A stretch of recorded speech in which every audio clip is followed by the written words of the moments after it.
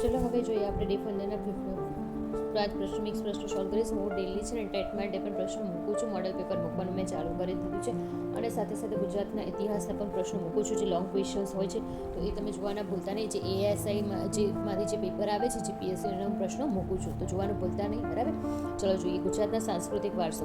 મોઢેરા સૂર્ય મંદિરના સ્થાપત્ય વિશે નીચેનામાંથી કયું તાર્કિક રીતે સાચું છે? શું આવશે જવાબ?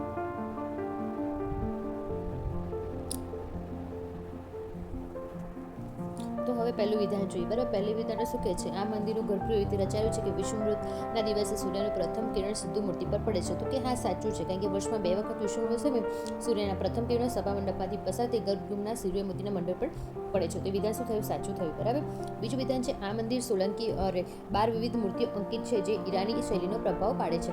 તો આ મંદિર સોલંકી શૈલી એટલે મારું ગુજરાતમાં છે જે તેના પર ઈરાની શૈલીનો પ્રભાવ પણ સ્પષ્ટ દેખાય છે. બરાબર, વિધાન 3 છે સૂર્યકુંડના નાના મોટા 108 મંદિરો આવેલા છે. તો શું થશે? તો કે હા, એ વખતે આવેલા છે, કારણ કે સૂર્યકુંડની ચારે બાજુ 108 નાની નાની દેવીઓ આવેલી છે જે કલાત્મક રીતે અદ્ભુત છે. તો આપણો જવાબ શું આવશે? 1, 2, 3 સાચો જવાબ પડશે. ચલો હવે આગળ જોઈએ પ્રશ્ન. રીઝનિંગનો પ્રશ્ન છે. જો કોઈ ચોક્કસ સાંકેતિક ભાષામાં સુરતને 59 અને વડોદરાને 78 તરીકે લખવામાં આવે છે તે તર્ક મુજબ રાજકોટને કેવી રીતે લખવામાં છે? તો મૂળાક્ષરનો સરવાળો કરવાનો. મેં તમને અહીંયા હિન્ટ પર નીચે આપી દીધી છે કે મેં આવી રીતે કાઉન્ટ કર્યું હતું તો આ થયું છે. તો મારા 81 જવાબ આવે છે. મેં નીચે ઓલરેડી લખી દીધો છે. બરાબર, અને લખ્યું પણ છે કે આવી રીતે બાદ કરવાનું. બરાબર, ચલો આગળ જોઈએ. ગુજરાતના મેળાઓ અને પરંપરા. બાજાર પ્રદેશમાં ભરતના તરણેતરના મેળામાં કયા સમુદાયના યુવાનો હુડો નૃત્ય રજૂ કરે છે અને વિશિષ્ટ માન્યતાઓ આ મેળા સાથે જોડાયેલી છે? શું આવશે જવાબ? તો કે ભરવાડ સમુદાય દ્રૌપદીના સ્વયંવર માટે અર્જુને કરેલી મત્સ્યવેધની ઘટના આ સ્થળે બની હોવાનું મનાય છે. કારણ કે જે સૂર્યનંદન થાનગઢ પાસે ત્રિનેશ્વર મહાદેવનું મંદિરો ભરાય છે તો અહીં ભરવાડ યુવાનો રંગબેરંગી ભરતભર્યા છત્રો સાથે હુડો રાસ રમે છે. અને જૂના પૌરાણિક કથા મુજબ અર્જુને અહીં માછલીની આંખ વિધિને દ્રૌપદી સાથે લગ્ન કર્યા હતા. આગળનો પ્રશ્ન સોલ્વ કરીએ હવે. એક તરફ સ્ત્રીનો અસર કરતા મનોજ કહે છે તેણીના એકમાત્ર ભાઈનો પુત્ર એ પતિનો ભાઈ છે. તો તે સ્ત્રીને મનોજ સાથે શું સમજે છે? તો સમજૂતી માટે જોઈએ તો મનોજનો પતિનો ભાઈ એટલે મનોજનો સાળો થશે. સાળાના પિતા એટલે મનોજના સસરા થશે. સસરાની બેન એટલે મનોજની શું થાય?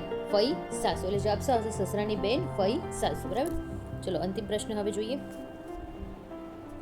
ગુજરાતના લોકકલા પિઠોરાના સંદર્ભે નીચેનામાંથી કયું વિધાન અસત્ય છે? આ જોતા પહેલાં તમને કહી દો, વિડીયો ગમતો હોય તો પ્લીઝ લાઈક, શેર, સબસ્ક્રાઈબ કરવાનું ભૂલતા નહીં. મારી ચેનલ દિલ્હી નવા વિડીયો અપલોડ કરશે તો તમને નોટિફિકેશન્સ મળતી રહેશે.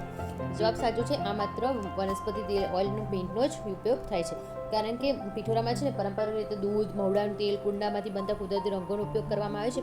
આ ચિત્રો માત્ર સંશોધનમાંથી નથી હોતા પરંતુ આદિવાસીનું દેવ પ્રત્યેની માનતા પણ પૂરી કરવા માટે વાપરવામાં આવે છે. Thank you so much.